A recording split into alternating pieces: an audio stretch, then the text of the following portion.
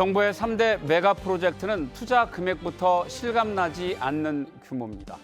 영남권, 충청권, 그리고 광주, 전남 권역에 300조에서 많게는 900조에 육박하니까요. 하지만 대한민국 미래 산업의 틀을 새로 짜기 위한 이 원대한 구상에서 전북의 이름은 찾아볼 수 없습니다. 해당 지역에서 터져나온 환호성의 크기만큼 전북 도민들은 좌절하고 지역 정치권의 책임론이 확산하고 있습니다. 오늘 시사토크에서는 3대 메가 프로젝트의 전북 패싱 논란을 어떻게 보고 또 어떤 대책이 필요한지 이야기를 나눠보겠습니다.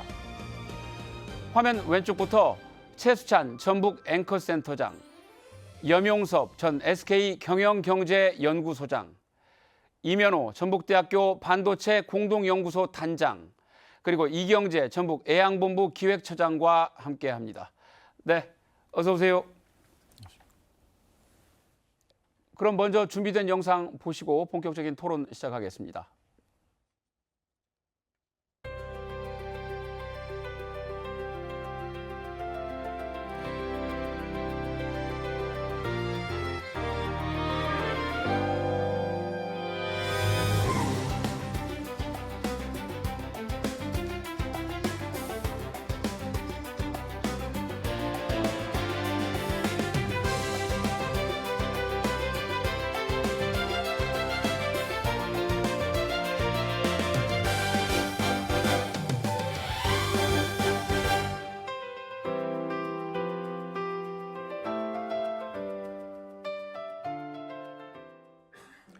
네, 정부가 발표했던 3대 메가 프로젝트 내용 권역별로 간단하게 정리를 해봤습니다. 보신 것처럼 광주, 전남이 900조에 가깝게 육박하는 금액이고 충청권이 400조가량, 영남권도 300조가 넘습니다. 염영숙 소장님, 이번 메가 프로젝트 추진 배경은 또 무엇이고 우리나라 또 산업에서 어떤 의미를 갖는다고 보시는지요?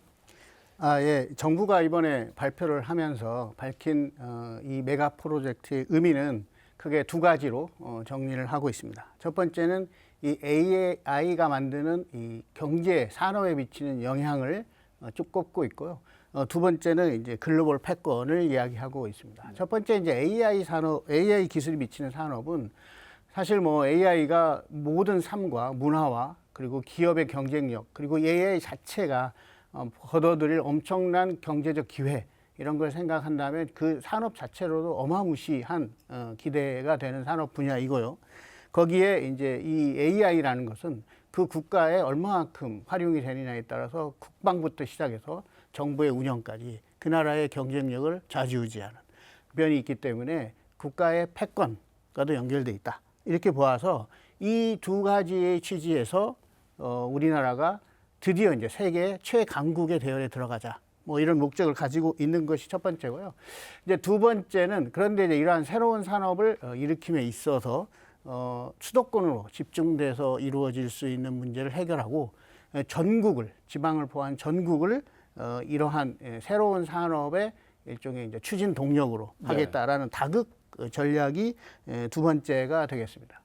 이제 이러한 그 정부의 취지를 볼 때 이 산업 정책 관점에서는 한 6가지가 지금 기존에 있던 다른 여타 산업하고 정책하고 많이 다르다 이렇게 보여지는데 첫 번째는 금방 말씀 주신 것처럼 그 액수가 투자 규모가 뭐 거의 우리나라 역사 이래 최대다. 예, 4,800조 원 가까이 들어가는 돈이고 그 중에서 지방에도 1,600조 원의 돈이 이제 투자되는 정말 상상할 수 없는 금액이 이번에 이제 집행이 되는 게 첫 번째고요. 두 번째는 우리나라의 산업 정책은 대부분이 선진국을 따라가기 위한 추격 의미가 가진 우리나라 중화학사업도 그렇고 뭐 다른 것도 그렇고 그랬는데 이번 거는 이제 세계에서 가장 먼저 선도를 하기 위한 전략이다. 이런 점이 두 번째가 다르고 세 번째는 그 옛날에 이제 산업 정책은 정부 혼자 끌고 가고 기업을 이제 맞춰주는 형태였다면 이번에는 정부와 기업이 같이 끌고 가는 형태가 있다. 아마 오늘 논의에서 후반부에도 얘기하는 주제도 들어오겠지만 이게 정부가 모든 걸 결정하고 이끌어가는 건 아니다. 그다음에 정부의 지원이 이제 과거와는 좀 많이 다르게 파격적이다. 법도 만들어주고 예산도 대주고 정부 조직도 따로 만들어주고 의사결정도 빨리 해주고.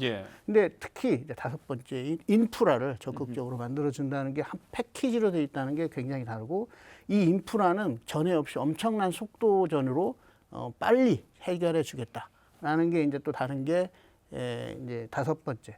그리고 아까 나왔지만 이게 전국을 대상으로 한다. 예. 이런 점이 기존에 있던 산업 정책하고는 확연히 다른 네. 메가 프로젝트만의 정책적 특징이다. 이렇게 말씀드릴 수 있겠습니다. 네.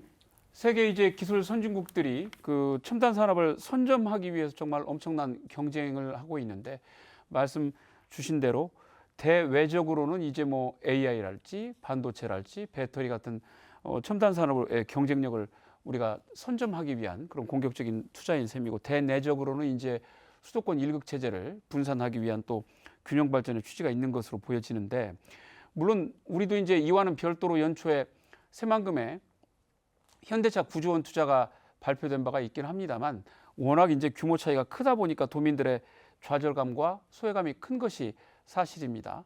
최수찬 센터장님 이번 발표 어떻게 보셨어요? 그 발표를 들으면서 두 가지 생각이 들었습니다. 하나는 전북 패싱이로 오나 네. 다른 하나는 과연 이 계획이 현실성이 있는가 하는 것입니다. 전북 패싱부터 이제 얘기하자면은 그 서남권 투자 또는 이제 뭐 호남권 투자를 이야기할 때마다 그 정부의 권역별 사업 에서 그동안 모든 그 이런 권역별 사업들이 거의 전남 광주로 갔는데 이제 이런 문제 때문에 전북 특별자치도가 만들어졌습니다.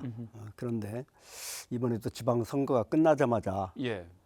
또 이렇게 그 당정청 일체가 돼서 전북 패싱을 하는 것인가 좀 그런 이해하기 힘든 상황입니다. 네. 그리고 이 계획의 현실성에 대해서 좀 이야기하자면은 지금 그 뭐 전체 투자가 몇천 조고 호남 반도체만 뭐 800조라고 하는데 예. 과연 이게 언제부터 시작돼 가지고 얼마 동안 하는지 또 과연 삼성이나 SK에서 이런 투자 결정을 한 것인지 또 이 투자 자금은 어떻게 마련되는지 뭐 이런 좀 물음이 꼬리를 이었습니다. 네. SK 최태원 회장께서 말씀하시는 걸 보면은 2045년까지 용인 등의 수도권 반도체 클러스터를 완공하기로 돼 있었는데 예. 12년을 앞당겨 서겠다고 합니다. 그러면은 이 서남권 투자는 2033년 이후에나 하겠다는 이야기로 들리는데 네. 과연 일정이 앞뒤가 뭐 맞는지. 예? 그런데다가 비서실장은 이번 임기 내에 예. 또 뭐 완공을 하겠다고 그러니까 뭔가 좀 앞뒤가 맞지 않는 뭐 그런 느낌이 듭니다. 알겠습니다. 말씀 나온 것처럼 이번 구상 뭐 충청권, 영남권도 있었습니다만 가장 눈길을 끈 건 뭐 광주 전남권 800조 원 규모의 반도체 투자가 아닌가 싶습니다. 단장님 이번에 정부 발표에서 반도체 계획 모두 다 광주 전남에 이제 집중이 되었는데 발표 어떻게 보셨어요? 저도 전북도민의 한 사람으로서 아쉬움이 매우 큽니다. 네. 특히 전북 청년들이 양질의 일자리를 찾아서 타 지역으로 지금 떠나는 그런 현실을 생각해 보면 더욱 그렇습니다. 네. 근데 이번 결정은 특정 지역의 승패라기보다는 수도권에 집중화된 반도체 산업을 분배하고 그다음에 국가 균형 발전 차원에서 바라볼 필요도 있다고 생각이 듭니다. 네. 정부는 이미 새만금의 피지컬 AI의 중요 거점을 육성하겠다는 계획을 발표를 했고 다만 반도체 클러스터처럼 단기간 경제 효과가 나타나지 않는 그런 부분들 때문에 전북 지역이 더욱더 소외감을 느끼고 있는 게 아닌가 생각이 들고요. 광주 전남은 최근 분산 에너지 정책, 행정 통폐합, 예. 특별법, 반도체 특별법이라든지 정부 정책과 보조를 맞춰서 계획들을 강화해온 측면들이 있기 때문에 이번 결정에 어느 정도 반영된 부분이 있지 않을까 생각이 들고요. 네. 전북은 그렇지만 새만금을 중심으로 풍부한 아리백 자원들이 있고 또 제가 나중에 말씀드리겠지만 전북에 특화된 그런 반도체 소재 케미컬이라든지 센서라든지 그런 지역의 차별화된 경쟁력을 또 갖추고 있는 상황이라 이번 결정이 특히나 좀 아쉬운 것 같습니다. 네, 그렇군요. 우리도 이제 새만금이 있고 또 이재명 대통령이 과거 이제 선거 기간 때 내내 전북의 삼중 소외론을 이야기를 해왔기 때문에 여러 가지로 기대가 컸지만 결국 이제 반도체 구상에서는 전혀 참여를 못하게 됐습니다. 더욱이 도지사와 10명의 국회의원들이 모두 이제 민주당으로 또 공천이 되어서 당선된 상황이다 보니까 어떻게 했길래 이런 결과가 나왔느냐라고 해서 정치권에 이제 책임을 묻는 그런 여론도 상당히 확산이 되고 있죠. 이경재 차장님, 왜 이런 일이 벌어졌고 또 이거 어떻게 대응을 해야 할까요? 여론이 상당히 사납습니다. 그리고 대부분 정치권에 대한 비판 여론이 드세는 실정인데요.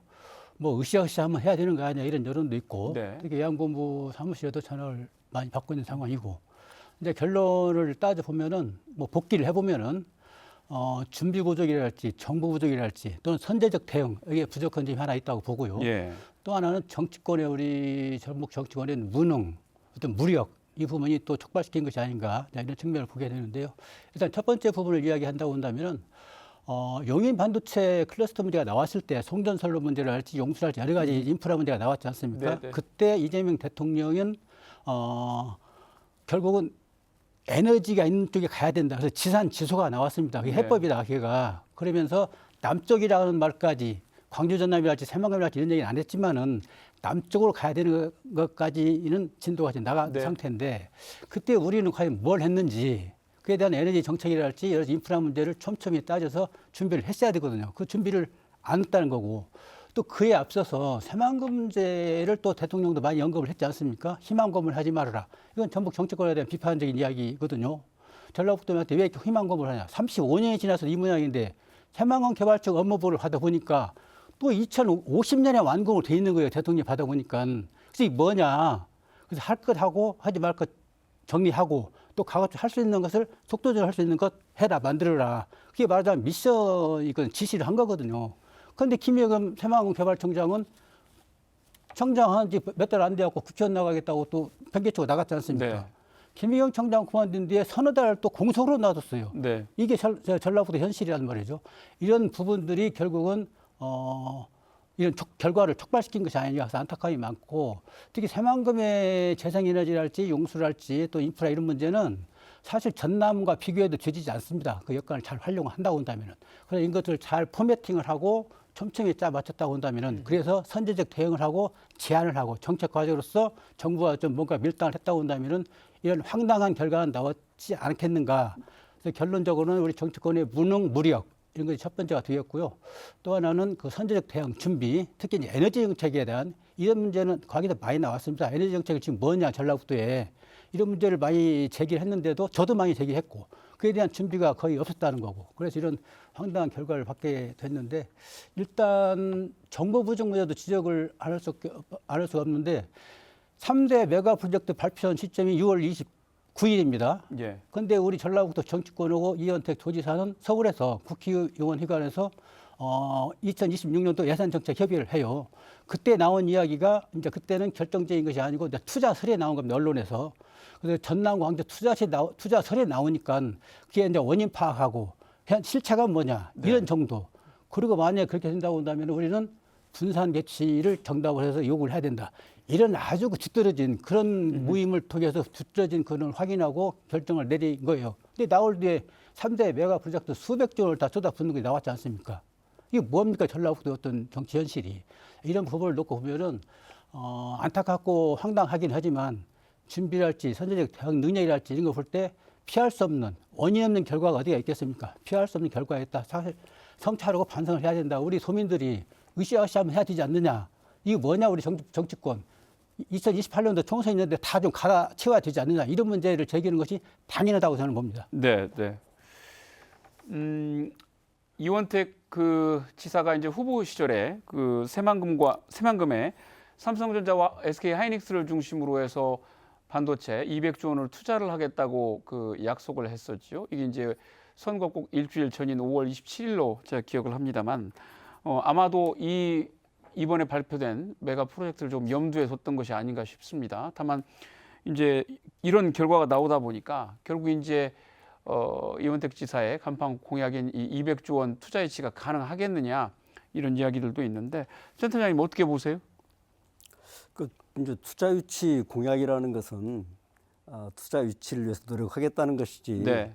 투자 결정은 기업이 하는 거 아닙니까? 예. 그런데 그 당시 공약의 그 내용을 보면은 새만금의 AI 반도체 클러스터를 조성해가지고 삼성전자, SK 등 글로벌 기업들 끌어들여가지고 그 200조, 예. 200조 그 투자를 끌어내겠다는 뭐 이런 내용 같은 것은 사실 액수만 좀 다를 뿐이지 이번에 발표된 거 매우 비슷합니다. 그렇죠. 그런 의미에서는 아까 말씀하신 전북의 정보 부족이라든가 또 정치권의 그 노력 부족으로 인한 패싱은 다 맞는 이야기고 그럼에도 불구하고 저는 그 초반에 말씀드렸습니다마는 과연 이 계획이 과연 그 현실성 있는 계획이며 또 기업의 그 적정한 합리적인 의사결정 과정을 거친 계획인지 뭐 이런 걸 생각한다면은 너무 이번에 그 실망할 게 아니고 사실은 우리가 이미 그 9조 현대가 새만금에 투자하겠다는 것만 해도 이게 작은 투자가 아닙니다. 그동안 우리가 이런 투자를 받아본 적이 있습니까? 그 내용도 보면 굉장히 잘 돼 있습니다. 뭐 태양광이라든지 수소라든지 뭐 데이터 센서라든지 로봇이라든지 이런 굉장히 중요한 산업입니다. 네. 근데 이번에 그리고 이것은 구체적인 계획입니다. 실제 투자가 일어납니다. 그 데이터의 6조라든지 뭐 태양광의 뭐 1조라든지 이런 것은 실제이기 때문에 오히려 저는 이번에 전북에서 정말 이런 그 현대 투자를 잘 지원하고 뒷받침해가지고 전북의 역량을 보여주고 또 키운다면은 뭐 앞으로 지금 뭐 또 이건 다 진화해가는 것이기 때문에 반도체 산업도 사이클이 있는 것이고 또 그 우리가 지금 인공지능 세상을 다 네. 예측을 했습니까? 변화해가는 세계이기 때문에 전북이 얼마든지 더 성장할 수 있다고 생각합니다. 그래서 너무 이번에 이런 좀 아직 잘 눈에 보이지 않는 계획 가지고 네. 여기서 뭐 아까 으쌰으쌰 하신다고 그랬는데 으쌰으쌰 했을 게 아니라 오히려 지금 들어온 네. 지금 여기 들어와 있는 투자를 가지고 제대로 해가지고 탄탄히 앞으로 나가는 것이 좋겠다. 저는 그렇게 생각합니다. 네. 소장님께서는 이 문제 어떻게 보세요? 200조 원 공약. 그 삼성전자, 그 SK 하이닉스 200조 원 투자는 이원택 지사께서 이런 구체적인 투자 계획, 몰빵 투자 이걸 몰랐을 때 내건 공약이에요. 네. 그래서 이것은 효용 가치가 없는 거고. 네. 다만 이제 우리가 좀 끈을 놓지 말아야 할 것은 이번 800조 투자에서 눈여겨봐야 될 대목이 이재용 삼성전자 회장은 400조 투자 계획을 명시를 합니다. 2026년 2월부터 2040년까지로.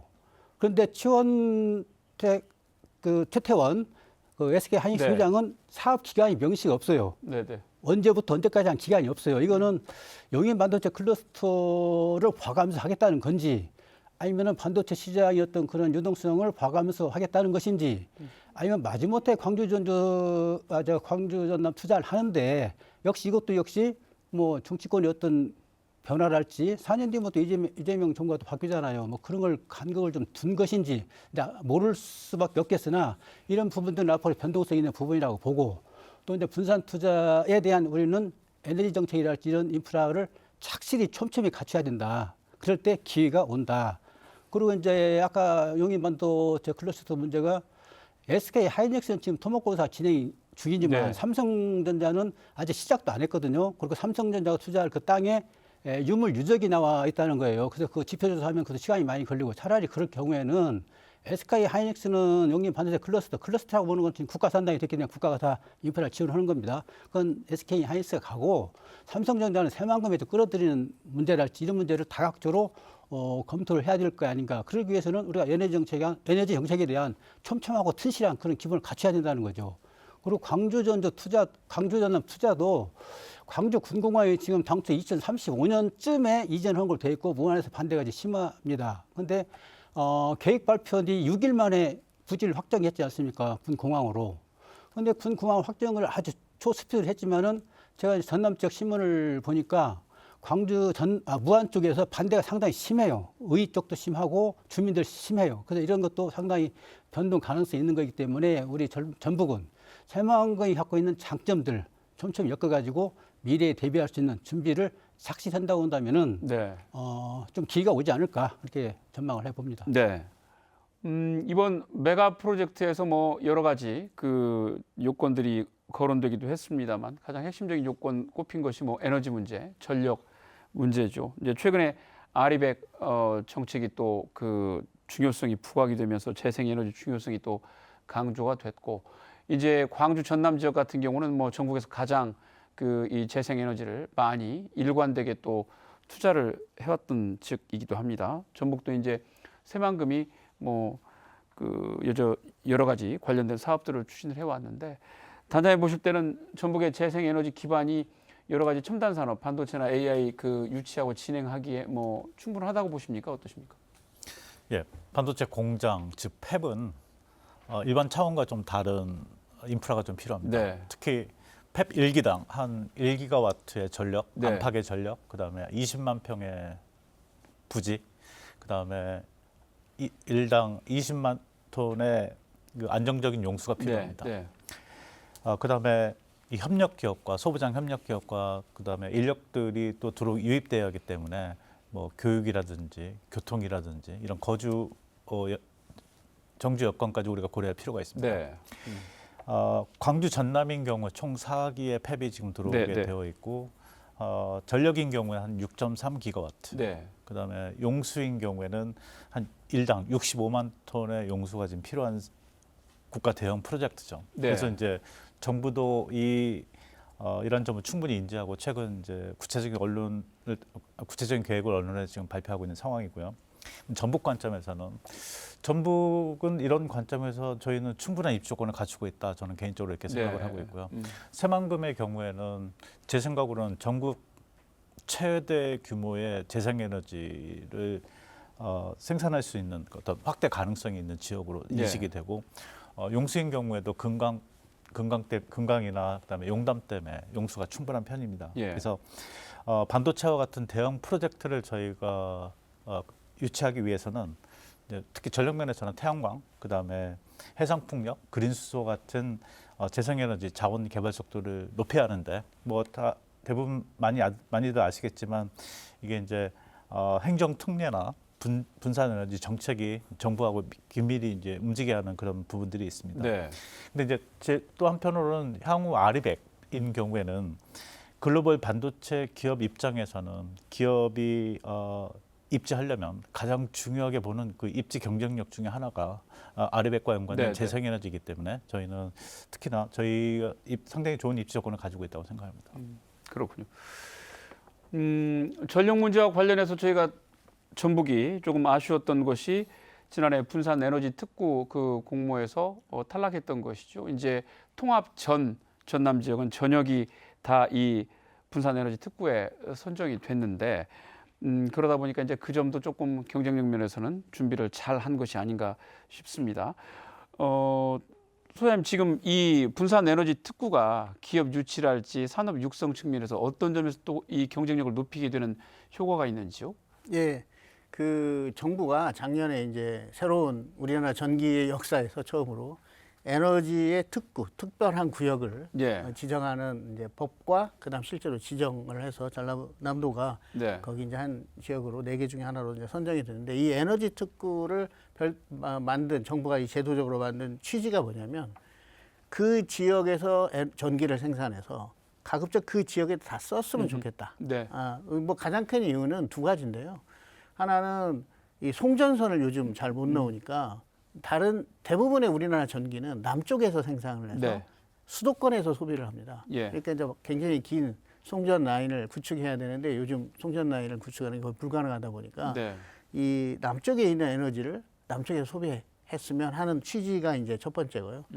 그 다음에 두 번째는 이 아까 어떤 분이 말씀하셨지만 이 재생에너지라는 거는 이게 생산이 불규칙합니다. 예, 그래서 이제 뭐 해가 있어야 된다할지 네, 네. 바람이 불어야 된다할지 네. 이제 이렇게 하다 보니까 안정적으로 생산을 못하는 거죠. 이러한 특징인 전기가 전력 개통, 즉 전체의 전기에 이게 들어오게 되면 전체 전기의 퀄리티가 불안정해지거든요.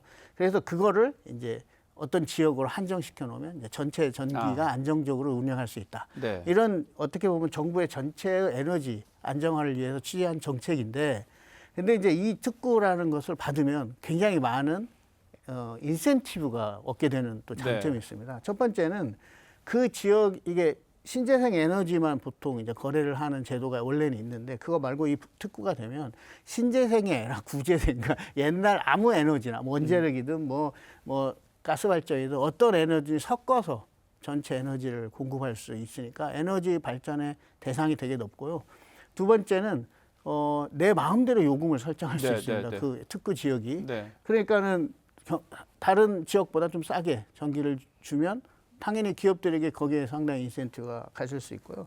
그 다음에 여기다가 뭐 첨단 기술들을 시험도 마음대로 할 수 있고, 사실 이제 조금 전문가들 사이에서만 알지만 되게 중요한 그 인센티브가 있습니다. 이게 변전소 중에 154kV 변전소가 있는데, 이게 이 변전소는 이제 발전소에서 송전할 때 쓰는 변전소예요. 발전 네. 큰 뭐 원자력 발전소에서 전기를 만들면 이걸 이제 에너지로 보낼 때 첫 번째 제일 큰 변전소가 154kV 변전소인데, 요즘 인공지능 데이터 센터는 워낙 전기를 많이 먹기 때문에 네. 이 154kV 변전소에다 붙여야 됩니다. 그보다 더 낮은 단계로 가면 AI 데이터 센터를 붙일 수가 없어요. 근데 이 145kV 변전소가 지금 시설이 우리나라 전체적으로 굉장히 부족한 네. 상태인데, 이 특구의 허가를 받으면 이러한 시설을 먼저 정부가 지원해 줍니다. 그러니까 데이터 센터를 구축하는데 또 장점이 생기는 거죠. 네. 그러니까 이래서 이 분산 에너지 특구를 받을 수 있으면 기업을 유치, 특히 반도체나 데이터 센터라고 하는 이런 전기를 많이 먹는, 그러나 미래 첨단 공장을 기업을 유치하는데 굉장히 유리한 정책적 배려다, 이렇게 해석할 수 있습니다. 네. 네.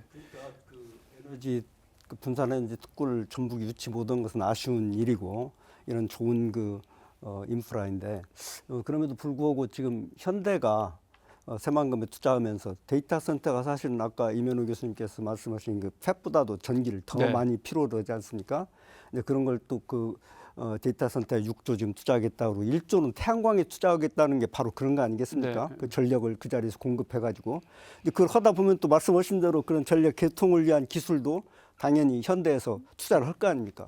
그래서 현대와 같이 이런 문제를 좀 전북에서 풀어 나가면은 오히려 더 그냥 특구 하나를 유치했다는 것보다도 실제 네. 여기서 정말로 활동하고 또 실제로 정말 돈을 벌기 위해서 필요한 이런 일을 해야 되는 현대가 와서 이런 일을 하겠다고 그러니까 오히려 저는 이 기회를 좀 잘 살렸으면 합니다. 너무 아쉬워하지만 말고. 네. 제가 조금 더 좋은 뉴스를 하나 기술적 관점에서 뭐 아이디어를 드리면, 아까 154kV 변전소가 필요하다고 했는데, 예를 들어 현대자동차가 이제 새만금에다가 엄청난 크게 큰 이제 태양광 발전소를 짓는다. 그럼 거기서 전기가 생산이 낮에만 될 네. 거 아닙니까? 그러면 이거를 이 한전에서 얻는 전기랑 어떻게 잘 믹스해서 안정적 전기 구조를 만들 거냐 하는 문제를 풀어야만 데이터 센터가 돌아갑니다. 네. 네. 그 기술이 굉장히 고부가가치 기술이에요. 그 고부가가치 기술을 아마 현대차가 자체적으로 해결하기 위해서 노력을 할 겁니다. 제가 아이디어를 제공하자면 그 기술을 이 전북에서 지원도 해주지만 많이 이렇게 받아들여서 다른 회사들도 이 신재생 에너지를 쓰려고 하는 다른 회사들에게 필요할 때 이러한 기술들을 붙여서 제공할 수 있으면, 사실은 그건 카피가 하기 어려운 굉장히 고난도 기술이기 때문에 이게 이제 새만금만의 어떻게 보면 우리나라 최고의 신재생 에너지 장점으로 특화할 수도 있지 않을까, 이런 생각이 듭니다. ESS하고는 다른 겁니까, 개념이? ESS를 붙인다고 해결이 안 되고요. 만약에 ESS에 기술을 안 넣으면 ESS 배터리를 한 10배로 붙여야 되는데, 기술을 계속 넣을수록 그걸 반으로 줄일 수 있거든요. 인공지능 기술이 이 전기에도 들어가서 네. 이걸 1초에 뭐 100만 분의 1 단위로 계속 컨트롤을 하는 기술이 들어가면 굉장히 불안정하게 만들어지고 있는 재생에너지를 굉장히 안정적으로 말하자면 가공을 해주고, 거기다가 한쪽에서 들어올 한전의 전기까지 잘 믹스를 하면 저렴한 비용으로 이 신재생 에너지를 잘 활용할 수 있는, 그걸 얼마나 잘 이거를 기술을 넣느냐에 따라 신재생 에너지를 훨씬 더 효율적으로 쓸 수 있는 그러니까 비용을 떨어뜨릴 수 있는 같은 전기라도 비용이 내려가는 이게 알겠습니다. 기술이라는 거죠. 네. 4차 산업이 뭐 급속도로 그 확산되고 발전을 하면서 그럴수록 전력의 그 중요성이 굉장히 많이 언급되고 있습니다만 오늘 뭐 전문가들 말씀 들어보니까 왜 그런지가 더욱 실감이 나는 것 같습니다. 광주 전남이 이제 반도체 사업을 그 집중 유치한 것에는 광주와 전남의 행정 통합 그에 따른 인센티브 성격도 상당히 크지요. 1월 초에 대통령이 전국 최대의 산업단지를 만들어 주겠다라고 이제 광주 전남 국회의원들이 있는 자리에서도 여러 가지로 또 이야기를 했는데 그런 것들이 지금 하나하나 지켜져 가고 있는 것 아닌가 하는 생각이 드는데 최수찬 센터장님 보실 때는 이 통합 문제가 이번 사안에 미친 영향 얼마나 된다고 보시고 더불어서 우리는 이제 지역에서 여러 가지 것들이 지금 잘 되지 않았는데 이와 관련돼서 통합 문제 어떻게 또 접근을 해야 된다고 보시는지 아울러 그 말씀해 이재명 주시죠. 정부가 행정통합 문제를 지금 관심을 가지는 것은 굉장히 나라를 위해서 좋은 일이라고 생각합니다. 아시다시피 조선시대 이래로 크게 그 변하지 않은 이 행정구역을 갖다가 권역별로 해서 가겠다고 그러는 거 이런 거 아주 그 좋은 생각이고 또 거기에 대한 인센티브를 주는 것은 당연한 일이겠죠. 그럼에도 불구하고 이게 그 민간 투자 중심의 몇백 주짜리 그런 그 프로젝트가 통합 인센티브라고 보기에는 좀 힘들죠. 네. 그건 아닌 것 같고. 근데 이제 이거는 우리가 그 통합 인센티브가 너무 크다 작다를 뭐 이야기하기 전에 전북이 스스로 좀 생각해야 될 점이 있는 것 같아요. 전북은 지금 다른 데들은 다 이렇게 그 크게 모아서 가는데 네. 전주 완주 통합도 못 오고 있고 심지어는 지금 새만금에 지금 다 말씀하신 부분들이 제대로 되려면 이게 지금 군산, 김제, 부안으로 나눠져 있는 행정 이 체계 가지고는 안 됩니다. 그럼 네. 새만금 통합 행정 체계도 만들어야 되고 통합 지자체도 만들어야 되고 근데 이런 것들은 우리가 해야 될 일 아닙니까? 그러니까 중앙 정부가 뭐 왜 딴 데 인센티브를 주냐 이런 것 하기 전에 우리 내부에서 이런 해야 될 일부터 선행해야 되지 않나 이렇게 생각합니다. 네, 알겠습니다. 그런데 이제 이원택 지사 같은 경우에는 후보 시절에 여러 그 토론회에서 전주 완주 통합이 꼭 필요하다라고 이야기를 해왔습니다. 그런데 이제 당선 직후에는 뭐 여러 가지 이유를 들어서 자신의 임기 중에는 다시 추진하지 않겠다. 특별한 변수가 있지 않는 한 이렇게 이제 이야기를 했는데 이경재 참 이 문제 어떻게 보세요? 글쎄요. 일단 그에 앞서서 전남 광주 통합 특별시를 만드는 거 보고 참 어떻게 보면 전광석화처럼 네. 해냈지 않습니까? 그래서 좀 다르구나. 또 전남 광주 지역 정치권은 역시 미래를 내다보고 가는구나. 반면에 우리는 뭐냐 이제 이런 자괴감도 들 정도였는데 예컨대 지금 4살입니까? 박지원 의원 전남에 예. 그 저항이 생겼잖아요. 통합한다고 하니까 전남 광주가. 그러니까 그때 뭐라고 그랬습니까? 이재명 정부 철학을 우리가 반대하면 되겠냐? 그게 맞다 방향이. 그럼 우리가 전폭적으로 밀어줘야 되지 않느냐? 여기서 반대하면은 페널티를 주겠다 그랬어요. 페널티는 뭡니까? 6.3 지방선거 앞두고 공천 안 주겠다는 거예요. 페널티가. 네. 그러니까 싹 잠재웠어요. 그래갖고 일사불란하게 특별법 만들고 7월 1일날 통합시 출범을 했지 않습니까? 우리 전북은 어땠습니까? 의원마다 지역구 의원마다 다 논아져 가지고 자기가 서로 옳다고 주장하고 안호영 의원은 지금 엊그저께 통합 반대하다가 또 이재명 대통령이 정동영 의원하고 뭐 이렇게 이야기하면서 왜 그러냐 통합 쪽으로 몰고 가라. 그럼 내가 전화해도 되겠습니까? 전화하세요. 제 뜻이라고. 그래서 이재명 대통령 뜻을 받고 안호영 의원한테 전화를 했지 않습니까? 네. 그래서 찬성을 바꾸어서 찬성을 얘기했어요. 기자회견 통해서. 근데 엊그저께는 또 그 찬성은 돌아선 거에 대한 반성한다고 또 사과 또 성명을 냈어요. 사과 입장문을. 이게 삼선 국회의원으로서 어떤 그 정체성이랄지 미래에 대한 어떤 방향성이랄지 우리가 어떻게 해석을 해야 될지 이런 모습을 우리가 지금 보고 있는 겁니다. 네. 근데 이원택 도지사는 평소에 김제 전주를 통합을 하면 오히려 바람직하다. 전주 완주는 좀 적극적이지 네. 않았어요.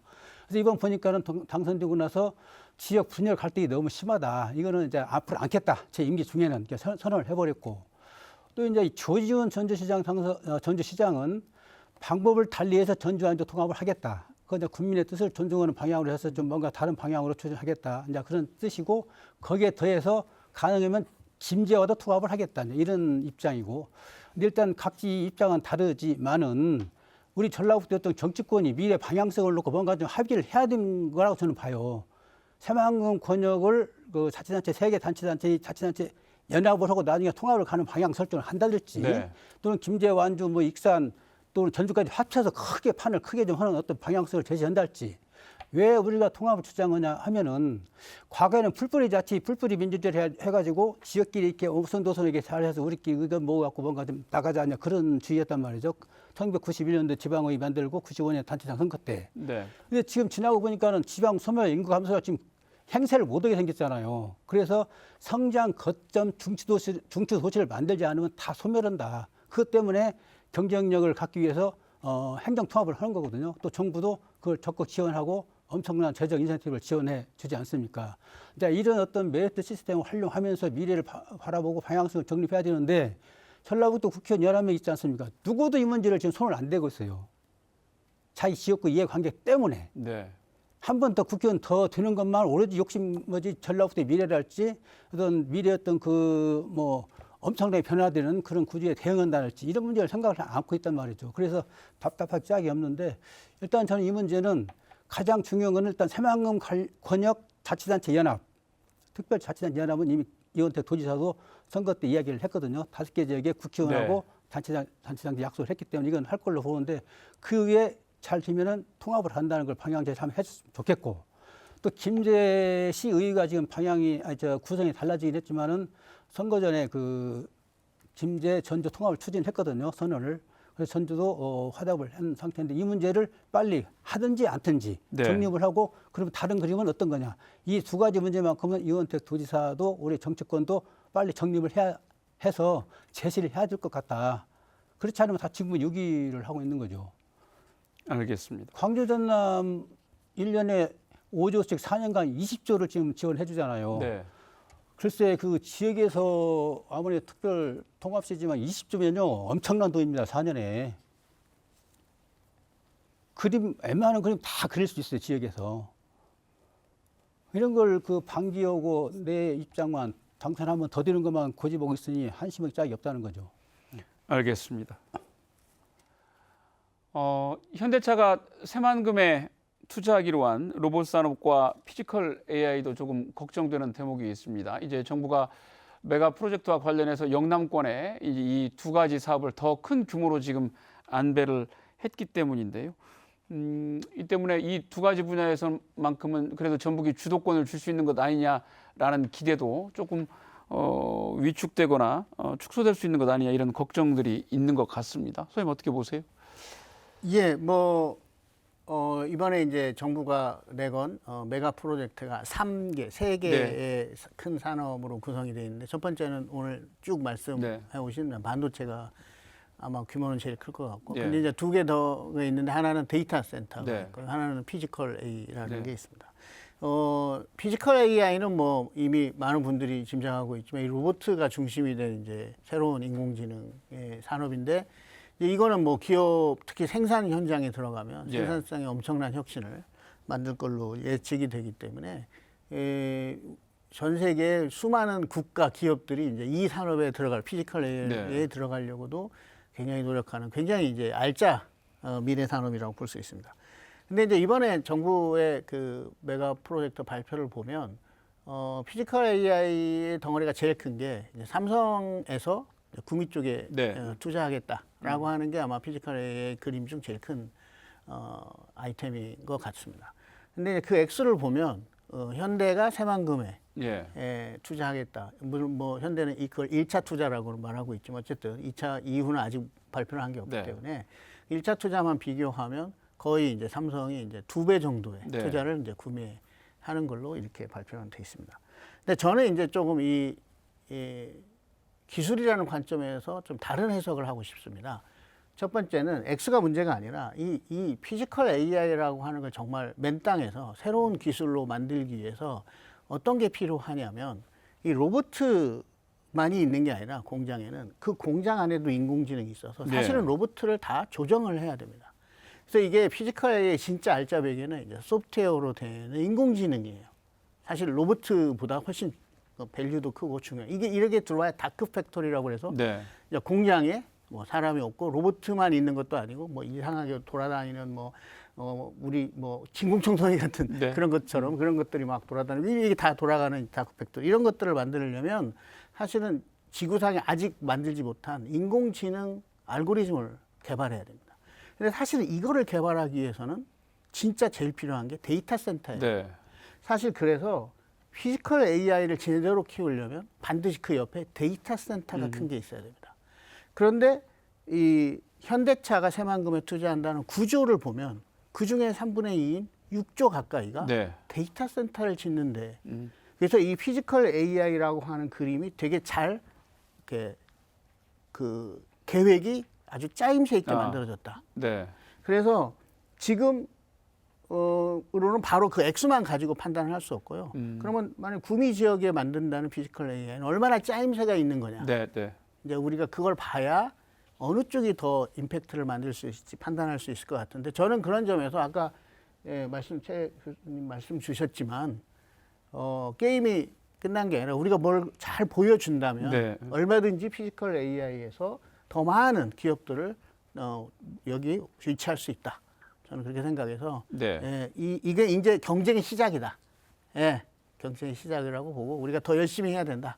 이렇게 생각합니다. 알겠습니다. 동감이고요.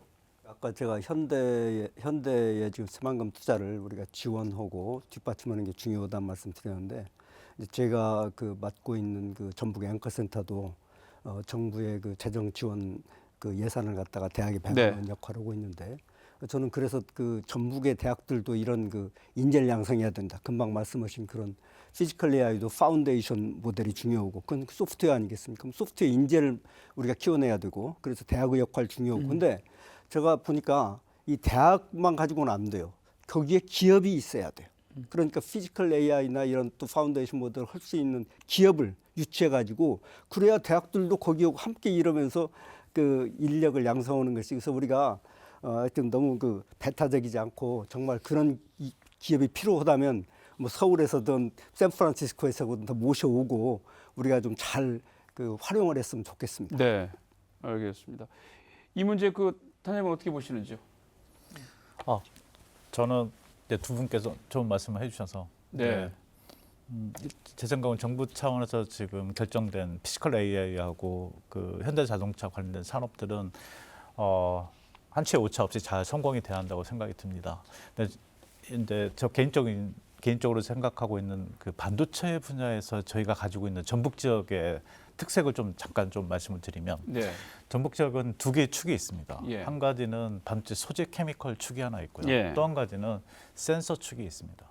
이 반도체 소재 케미컬인 경우에는 국내 반도체는 양산을 하는 기술은 앞서 있지만 소재 케미컬 소부장은 좀 약한 편입니다. 특히 소재 케미컬은 그래서 2019년 일본 수출 규제 때를 기억하실 겁니다. 그때 반도체 소재 케미컬이 국가 핵심 전략 자산이라는 그런 생각을 우리가 가질 수 있었고요. 전북에는 조 단위, 수조 단위 되는 그 반도체 소부장 기업들이 있습니다. 놀라실 정도로 OCI, 웨이퍼를 생산하고 있는 OCI, 그다음에 한솔케미컬, 완주에 있죠. 그다음에 동우화인ken 수조 단위의 매출액을 내고 있고 KCC, 몽동에 있죠.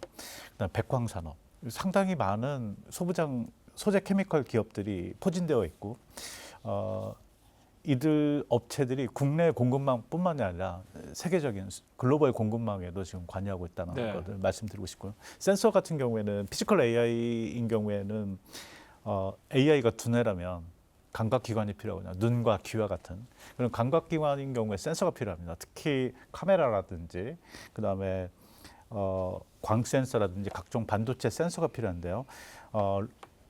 이 센서 없이는 로봇이나 자율주행도 그다음 피지컬 AI도 제대로 작동할 수가 없습니다. 세계 시장 성장세를 보면은 메모리 시장이 메모리도 상당히 성장세가 급하지만 이 센서 시장도 성장세가 좀 급한 편입니다. 전북에는 이런 국내 대표 기업인 광전자, 그다음에 오디텍 이런 기업들이 이런 센서를 지금 개발하고 있는데요. 저희 전북대학교인 경우에는 이 반도체 공동연구소, 제가 몸담고 있는 반도체 공동연구소에서 이들 기업들과 이 소재 케미컬 센서를 테스트하고 또 그다음에 양산 실증할 수 있는 시스템을 지금 현재 저희가 구축하고 있다는 말씀을 좀 드리고 싶고 최근에는 산자부하고 SK 하이닉스가 참여하는 반도체 소부장 실증 평가 시스템인 트리니티 팩과 저희가 MOU를 맺고 R&D 양산 실증까지 이어질 수 있는 시스템도 저희가 마련하고 있다는 것을 말씀드리고 싶습니다. 네, 알겠습니다. 오늘 워낙 중요하고 또 분야별로 살펴볼 이야기들이 좀 많이 있었는데 좋은 말씀들을 많이 해주시다 보니까 지금 시간이 훌쩍 지나버렸는데요. 마무리 발언으로 넘어가야 될 것 같습니다. 종합적으로 지금 정부의 3대 메가 프로젝트 큰 원대한 계획에서 지금 철저하게 배제가 되다시피 했는데 이 첨단 산업으로의 전환 시대 또 에너지 전환 시대를 맞아서 우리가 이번 기회는 놓쳤더라도 다음에 어떤 준비를 또 어떻게 해 나가는 것이 지역 발전 내지는 또 다른 기회를 잡을 수 있을 것인가 하는 문제를 놓고 마무리 발언으로 한 말씀씩 정리를 좀 해주시지요. 이경재 차장님부터 좀 해주시지요. 3대 메가 프로젝트에 대비해서 뭐 1,500조 투자 계획을 발표했지 않습니까? 저는 이재명 대통령께서 아주 잘한 결정이라고 생각을 하고요. 다만 이재명 대통령은 올해 1월 23일 날 울산 올해 첫 타운홀 미팅에서 몰빵 정책은 자제하는 게 좋다. 몰빵 투자는 가급적 바꿔야 되겠다. 이런 말씀을 하셨거든요. 그리고 이제 이 호남 문제에 대한 애정을 많이 갖고 계시는데 그 800조 원을 왜 광주 전남에 몰빵 투자를 하시는지 새만금도 그게 못지않은 기본 인프라를 갖고 있는데 분산을 했으면 좋겠다. 그래서 우리 전라북도도 전북 지역도 분산에 대한 분산 투자의 끈을 놓지 말고 계속 아까 말씀드린 대로 에너지 정치의 어떤 그런 촘촘하고 짜여져 있는 정책을 좀 빨리 수립을 해야 되겠다. 이런 말씀을 드리고 있고요. 또 하나는 우리 지금 전북 전성기라고 하지 않습니까? 정치의 전성기를 맡고 있는데 장관이 4명이고 집권 여당의 원내 대표가 있고 뭐 이런 상황인데 손에 지금 쥐어든 거는 다 빈손이란 말이에요. 성과를 내야지 화려한 이런 윙플레이 그 센터포드 다 있는데 빈손을 쥐고 있으니 참으로 딱하기 짝이 없고 주민들 여론이 안 좋다. 그래서 우리 정치권은 이런 중요한 대전환기에 대도약을 할 수 있도록 네. 정치 역량을 발휘해서 성과를 좀 내기를 바란다 이런 주문을 드리고 싶습니다. 네, 단장님. 예. 새만금 재생에너지와 넓은 부지, 그다음에 현대차 AI 데이터 센터, 그리고 전북 아까 말씀드린 전북의 소재 케미컬 저희 지역의 어떤 경쟁력을 가지고 제가 이런 강점을 가지고 향후에 제3의 반도체 클러스터라든지 첨단 산업들이 유치할 수 있도록 좀 노력을 해야 할 것 같고 네. 전북도는 이런 시스템을 갖추기 위해서 규제 특례라든지 산업지역 정책이라든지 전력, 용수 관련된 핵심 인프라를 선제적으로 좀 준비할 필요가 있다고 봅니다. 네. 특히 저는 대학에 있기 때문에 매년 우수한 학생들이 일자리를 찾아서 수도권으로 지금 떠나고 있는 상황인데 결국 산업 정책은 기업을 위한 정책이기도 하지만 청년들의 미래를 위한 정책이기도 합니다. 그래서 전북에도 청년들이 꿈을 펼칠 수 있는 국가 차원의 과감한 투자와 정책이 이어지기를 간절히 바랍니다. 네. 알겠습니다. 예, 소장님. 예. 뭐 이번에 나온 발표에서 이제 아마 제일 큰 투자를 차지하는 반도체에서 저희가 기회를 충분히 잡지 못한 부분은 많이 아쉽지만 아까 그 세계 3대 축 중에 2개인 데이터 센터와 피지컬 AI는 저는 이제 게임이 시작한 것도 아니다라고 보고 있습니다. 네. 왜 그러냐면 가장 이제 이번 발표에서 데이터 센터를 투자를 많이 하겠다는 사업자가 이제 SK인데요. 네. SK가 이제 2035년까지 15기가와트의 이제 데이터 센터를 만들겠다고 이제 발표를 했는데 어디다가 만드는지는 인프라를 제공하는 여건에 따라서 결정을 하겠다. 네. 이렇게 말했기 때문에 지금부터 각 지방 자치단체가 이제 서둘러서 인프라를 잘 만들어 준다면 기회가 있다. 근데 그 인프라가 뭐냐? 사실 데이터 센터의 인프라는 딱 한 가지입니다. 전기입니다. 네. 그러면 이제 전기를 어느 지역이 더 값싸고 더 안정적으로 만들어서 제공해 줄 수 있느냐 이 이제 경쟁인데 새만금은 그 어느 지역 못지않게 저렴한 전기를 생산할 수 있는 가능성을 네. 가지고 있다라는 점에서 저희에게 데이터 센터는 이제 우리 도가 잘만 한다면 충분히 기회를 만들 수 있다 이렇게 생각을 합니다. 네. 근데 다만 이제 그냥 새만금을 그 자연으로 열어놓고 여기다가 그냥 태양광을 까세요 갖고는 좀 부족하고요. 거기에 이제 수많은 다른 유인을 하기 위한 기술도 넣고 사람도 모으고 기업도 모으고 하는 노력을 해서 인프라다운 모습을 이제 만드는 것이 필요합니다. 네. 두 번째는 피지컬 AI입니다. 아까 이제 제가 앞서서 이 피지컬 AI에서 현대자동차가 그린 그 사업 계획이 상당히 짜임새가 있다 이렇게 말씀을 드렸는데 거기에 이 피지컬 AI의 핵심은 제가 말씀드린 것처럼 소프트웨어입니다. 인공지능. 그 인공지능 소프트웨어를 얼마나 잘 키울 거냐 하는 건 사실은 이건 인적 생태계, 사람들의 생태계를 네. 잘 만드는. 이것도 역시 지역이 얼마나 잘 해주느냐의 함수로 이제 만들어지는데요. 또 한 가지는 이제 이 피지컬 AI의 제일 큰 인프라가 뭐냐. 이 피지컬 AI 입장에는 데이터 센터 자체가 네. 인프라입니다. 왜냐하면 거기서 훈련을 해야 되기 때문에. 그래서 이 데이터 센터가 또 이렇게 연결이 되고 있고, 그럼 그 데이터 센터의 또 인프라는 뭐냐? 전기라는 거죠. 그게 또 새만금이고. 네, 네. 그래서 저희에게는 상당히 이 두 가지를 풀어낼 수 있는 좋은 카드를 들고 있다. 네. 또 한 가지는 정부가 2030년까지 앞으로 5년 동안 피지컬 AI 육성을 해서 전라북도에 1조 원의 예. 정부 예산을 지원해 주기로 이미 정해져 있는 거 아닙니까? 그러니까 그 1조 원이라는 예산을 굉장히 유용하게 활용해서 아까 중요한 전기 그리고 데이터 센터나 인프라를 잘 구축하고 소프트웨어를 잘할 수 있는 아까 기업과 사람들을 잘 모을 수 있는 생태계를 만들어 준다면 피지컬 AI 분야에서도 전라북도가 우리나라에서 가장 좋은 지역으로 탄생할 수 있다 이 기대를 합니다. 알겠습니다. 예, 센터장님. 예, 저는 좀 소통을 이야기하고 싶습니다. 네. 그러니까 이번에 정부 발표에서 또 그 여러 가지 정보 부족 이런 것이 문제되지 않습니까? 그런데 그 정부 내에 또 우리 그 정치권이나 이런 데도 많이 포진되어 있는데도 뭔가 어쨌든 그 전부 패싱이 됐단 말이에요. 이제 이런 것은 앞으로 우리가 개선해야 될 점이고, 근데 저는 정부와의 소통도 중요하지만은 앞으로는 기업과의 소통이 더 중요하다고 생각해요. 네.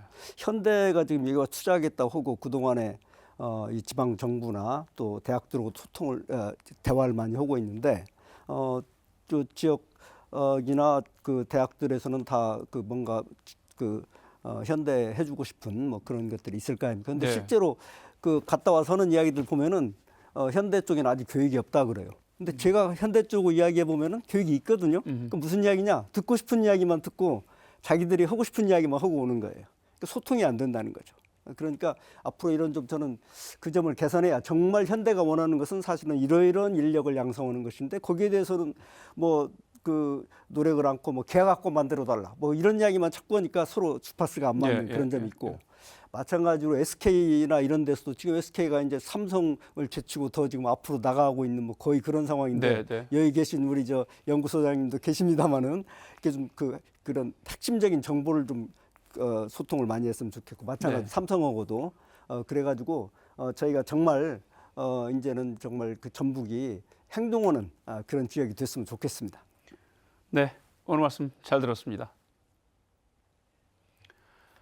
단군 이래 최대 규모라는 3대 메가 프로젝트에서 전북은 철저하게 배제됐습니다. 이른바 삼중 소외론을 설파해온 이재명 대통령이 왜 이런 결정을 했는지는 의문이지만, 관성화된 정부 탓에 앞서 우리는 과연 제대로 준비하고 대응했는지부터 냉정하게 되돌아볼 일입니다. 그런 측면에서 신임 도지사와 국회의원들은 책임을 통감하고 하루빨리 도민들의 좌절감을 씻어줄 대책을 내놓기 바랍니다. 민주당 도지사를 뽑아야 당정청이 하나가 돼 전북을 지원해서 잘 살 수 있게 된다던 선거 구호를 이제는 번지르르한 말이 아닌 실제 성과로 입증해야 합니다. 오늘 토론 여기서 마칩니다. 함께해 주신 여러분 고맙습니다.